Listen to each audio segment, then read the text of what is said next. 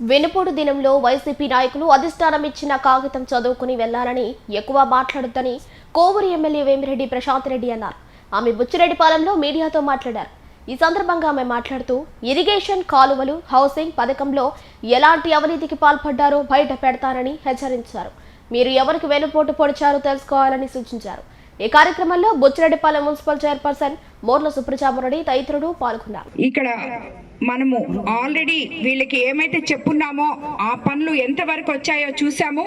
అదే విధంగా రాబోయే రోజుల్లో వీళ్ళకి చవిటి కాలువలు, రోడ్లు, ఇలాంటివన్నీ, ఇళ్ళు, ఇవన్నీ కూడా అడగడం జరిగింది. అవన్నీ కూడా చేస్తామని చెప్పడం జరిగింది. మన ముఖ్యమంత్రి వర్యులు నారా చంద్రబాబు నాయుడు గారు ముఖ్యమంత్రి నేటికి కరెక్ట్గా సంవత్సరం అయింది. అభివృద్ధి, సంక్షేమము రెండు సమతి ఖాళీ ఖజానా ఇచ్చిపోతే మీ అందరికీ ఏ టైంలో ఏది కావాలో ముఖ్యంగా ఇది గుర్తుపెట్టుకోవాలి. ఇంత అవస్థలున్నా కూడా ఏ టైంలో ఏది కావాలో అదైతే మనకి తప్పకుండా నెరవేరుస్తున్నారు. అది ఆయన అనుభవంతో జరుగుతున్న పరిపాలన. అదేవిధంగా ఈరోజు ఎవరికైతే హెల్త్ ఇష్యూస్ ఉన్నాయో మానవతా దృక్పథంతో సీఎం రిలీఫ్ ఫండ్స్ ఏ కాన్స్టిట్యున్సీకి పట్టినా 3 కోట్లు 4 కోట్లు ఎక్కువ ఇచ్చున్నారు ఈ 12 నెలల్లోనే. 1వ తేదీ నుంచి పెన్షన్ 4000. మనము ఈ 12 నెలల్లో నాయకులము ప్రజల దగ్గరికి వెళ్ళి ఏ ఊరికైతే వెళ్ళామో ఆ ఊరి సమస్యలు నాయకులు తెలుసుకుంటూ అక్కడ వాళ్ళకి పెన్షన్ ఇవ్వడం జరిగింది. ప్రజలకి, నాయకులకి, అదేవిధంగా ఎమ్మెల్యేలకి అవినాభావ సంబంధం పెరిగింది. అందుకని ఈరోజు ఏ ఊర్లో ఏ సమస్యలు ఉన్నాయో కూడా ప్రతి ఎమ్మెల్యేకి తెలుసు. కాబట్టి రాబోయే రోజుల్లో ఇవన్నీ ముఖ్య అంశాలుగా పెట్టుకొని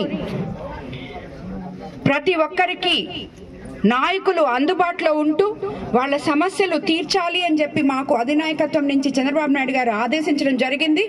మేము కూడా అదే చేస్తున్నాము. ముఖ్యంగా ఈ సంవత్సరం రోజుల్లో మనం ఇచ్చిన సూపర్ 6 పథకాల్లో అయితే మొట్టమొదటిది 4000 పెన్షను, దివ్యాంగులకి 6000 చేసాం. అలాగే డిసేబుల్డ్ పర్సన్స్కి 15,000 చేసాం. ఎవరైతే బాగలేరో వాళ్ళకి సీఎం రిలీఫ్ ఫండ్స్ ఇచ్చాం.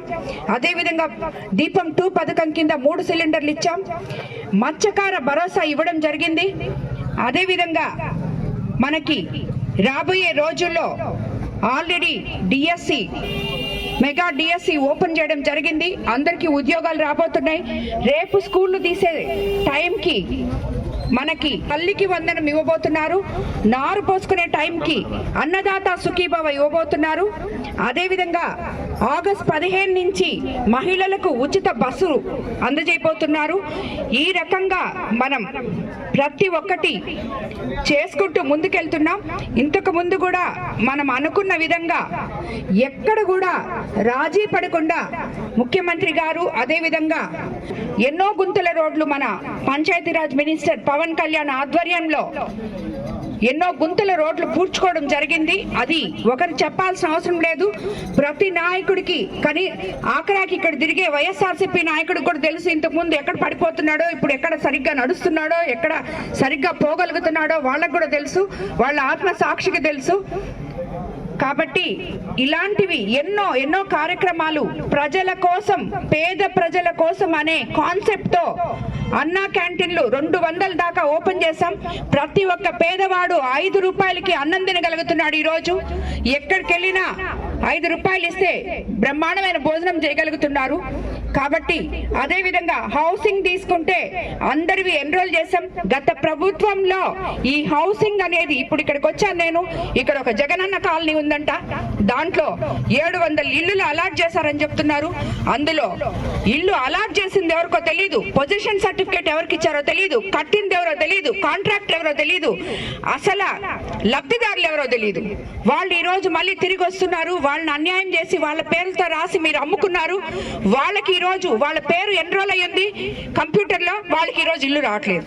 ఇది మీరు గత ప్రభుత్వంలో చేసి మళ్ళీ ఇప్పుడు వెన్నుపోటు దినం అంట వీళ్ళ